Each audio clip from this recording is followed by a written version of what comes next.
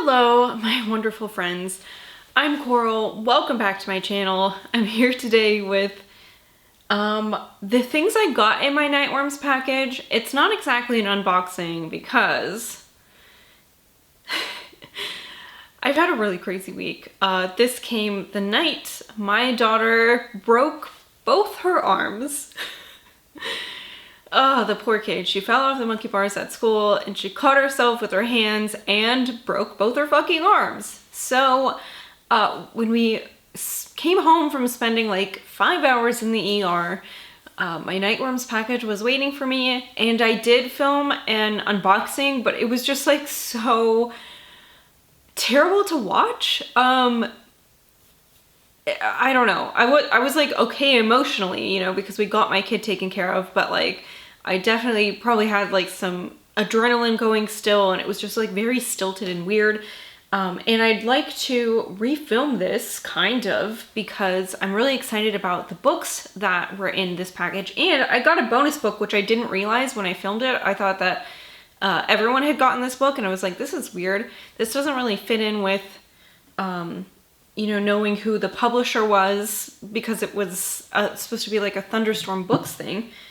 But then I found out later it's because this book was just, there was like 2 books that were sent to some people. I got one of them. I was lucky. I'm going to tell you about it now, okay? And this is going to not make me cringe when I rewatch this later. So you won't get exactly like the surprised, authentic reaction of me opening this, but I am very excited to finally try out a Christopher Triana book. This is A Cold Place for Dying, and this is for fucking sure going to be one of the books I read, for my cold weather horror thing I like to do in the winter. This is a Thunderstorms book. This is a Thunderstorm Books, not Thunderstorms book, and it is signed. I'm always really impressed when we get these Thunderstorm books in these packages, because I look on their website sometimes. I bought like something a couple months ago that was like a Mary San Giovanni book and a Brian Keene book, and it was like 30 bucks.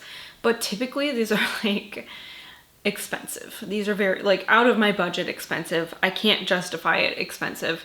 So I'm very excited to have this one, and I'm going to read you the synopsis. It's a little bit lengthy. It's Christmas Eve. Having lost his wife, Joe Whitaker is spending the day hunting deer with bow and arrow in the mountains of New England. He finds a sense of peace getting back to nature, and even leaves his phone in his truck, wanting to free himself from the everyday world for a few hours. But no sooner does he enter the woods than his peace is interrupted by Nicole, a frantic woman running barefoot through the snow. She claims she was kidnapped and has managed to escape, but the man who imprisoned her is now on her tail and won't stop until she's his hostage again. Joe wants to help Nicole, but when he comes across Dan, the man pursuing her, he's told Nicole has a serious mental illness and is delusional. Dan claims he isn't her kidnapper, he's her husband. As the snowstorm bears down on the mountain, Joe soon finds himself in a deadly triangle with a mysterious man and a panicked woman, not knowing who to trust. If he makes the wrong choice, it might just cost him his life. Perfect. Oh my god, I'm getting all the great cold weather vibes from this. Okay, next here was Palmetto by Anya Alborn. This is another Thunderstorm Books edition, a printing. This is also signed. Where is the... This is also signed. Very nice. This one's more like a novella, huh? Something tells me I'm saving this for next October. So, palmetto. I hate palmetto bugs. They might as well be cockroaches. If they're not cockroaches, I don't know for sure. They fucking look like cockroaches. And they do that cockroach thing where they're like very still and then very skittery, and I hate it. They can like squeeze under tight spaces, and they're just disgusting. I fucking hate palmetto bugs, and I hate cockroaches. Ugh. So, Kim Devlin nearly has it all. A great marriage, a baby on the way. All that's missing is a house, one idyllic enough to fill the Norman Rockwell-shaped spaces in her mind. So when Kim's husband, Eddie, books a property tour of a home Kim has been eyeing online, it's love at first sight. Far too expensive for them to afford, Kim and Eddie make an offer anyway. and score the deal of a lifetime. The house is suddenly theirs, and Kim sees it as destiny. The house is where they're supposed to raise their baby, joyful and free and full of nothing but the best memories. But homes, especially the perfect ones, are never what they seem. Before Kim and Eddie are even moved in, something begins to squirm beneath Kim's skin. Something portentous, a warning. Don't buy this house. But she ignores her misgivings. As if sensing its mother's foreboding, the baby begins to squirm beneath Kim's skin as well, twisting, writhing. But Kim ignores that too. Blinded by the idea of storybook happiness, Kim barrels headlong into a dream that quickly proves to be anything but, and unwittingly seals her family's diabolical fate. Haunted house story? Creepy baby story? I'm not sure. Bugs? I don't know. I'm really looking forward to this though. I've read, how many of Anya Allhorn's? I've read 4 of her books. 3 of them I really loved. 1 I didn't care for. So I'm hoping this, one is good. I feel like it should be, right? I mean, 3 out of 4 is a pretty good track record. I mean, it's not even often that I read so many books by one author. So, okay, so then the 3rd book I got here is one of 2, I believe, that only some people were sent. I got lucky, I guess.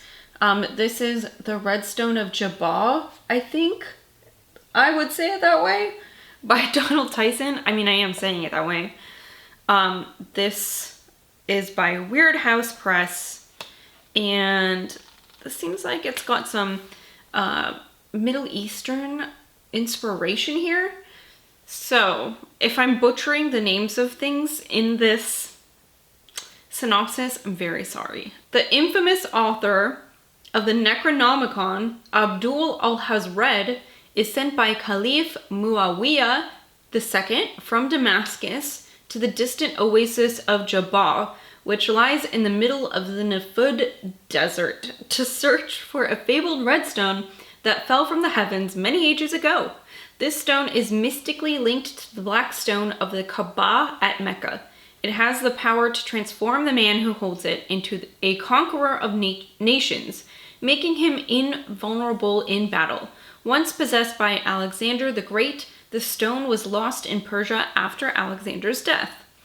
Rumor has it that the red stone was carried westward into Arabia by the mysterious cliff-dwelling clan of wanderers known as the Thamud. The last mention of the stone in ancient written records intimates that it was hidden by the Thamud at Jabba. Al-Hazred must locate the stone before it can be found by the agents of the Caliph's arch-rival Marwan ibn al-Hakam, who seeks to overthrow Muawiyah and create a new ruling dynasty. Marwan's agents in Jabba are deceitful and dangerous, leaving Al-Hazred to wonder who he can trust. Does the stone lie forgotten in a cave on the mountain Jebel Sanman, which looms over the oasis like a thundercloud, or is it only a rumor to mislead fools? Salama Guga, the Witch of the Mountains, is ancient beyond memory of men. She knows the secrets of the Redstone, but will she share them with Al-Hazred or lead him to his death? Who will find the mystical Redstone first? The Caliph, Muawiyah, in Damascus, his rival Marwan, the witch Salama Guga, or will it be another? Al-Hazred must use his arcane skills. The fate of the entire caliphate lies in his balance. For the man who holds the stone holds the world in the palm of his hand. Holy cow, that is quite the synopsis. You know what? I'm kind of interested in this. I like this historical adventure with horror sprinkled in kind of a thing. Maybe along the lines of The Anomaly or The Descent, where, I don't know, there's ancient peoples involved. Ararat or Pandora's Box kind of a thing. Or no, the Pandora Room. It's not called the Pandora. You know what I mean. Anyways, Christopher Golden, his books. So yeah, very exciting. Also in this package, We got this excellent bookmark by Inksmith. Season of Fear. That was the theme. Really, the graphic for this is so good. I love this bookmark. We also got, let's see, I also loved this postcard we got. Strange Company, Rowan Parrish and Timmy Meskers. It is a queer horror collection. I've been taping these types of things that I have. I've been putting these up along the sides of my bookcases. Maybe I'll have to show you guys sometime, but they look really cool, those things up there. We also got, I've kind of complained about this before, we also got this Pioneer Joe Coffee Co. cup of coffee. The way you do it is really cool. It's got these like arms on the side of the package, and you open it up and they like fit over the outside of your coffee mug with like the coffee pouch inside, and you pour hot water through it. It just unfortunately is not the perfect cup of coffee for me. It's not very strong, and I like strong coffee and a lot of creamer. Okay, there's also this Season of Fear sticker and another bookmark which I can't find. So sorry about that. But that's what was in the November Nightworms package. Thank you for watching, even though I guess you don't really get like my reaction to opening it. It's still a box that I wanted to share with you guys because I was very excited about the contents, the books inside of it. So yeah. Let me know if you got the Nightworms package. Let me know if you've read anything by Christopher Triana.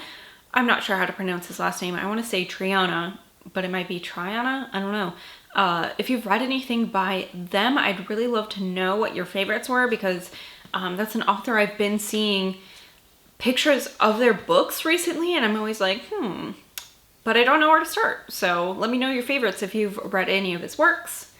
Thank you all so much for watching. Goodbye.